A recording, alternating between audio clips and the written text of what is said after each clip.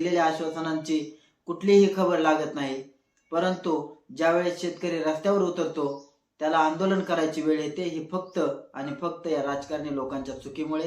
कारण ज्या वेळेस तुम्ही निवडणुकीच्या वेळेस तुम्हाला काहीतरी भूक असते, ज्यावेळेस तुम्हाला सत्तेची भूक असते त्यावेळेस तुम्ही लोकांना आश्वासनं देत असता आणि ज्यावेळेस ती सत्तेची भूक तुमची भागल्यानंतर ते तुम्ही ढेकर देऊन अगदी शांत राहता.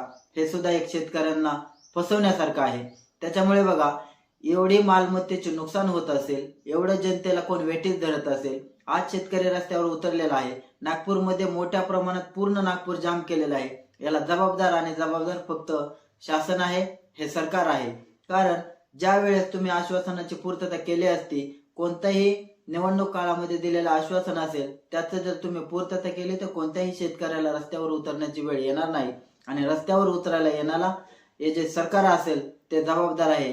का जबाबदार आहे तर बघा, ज्यावेळेस तुम्ही आश्वासन दिलेलं पूर्ण करत नाही त्यावेळेस ही ठिणगी पेटत असते, त्यावेळेस हा वणवा पेटत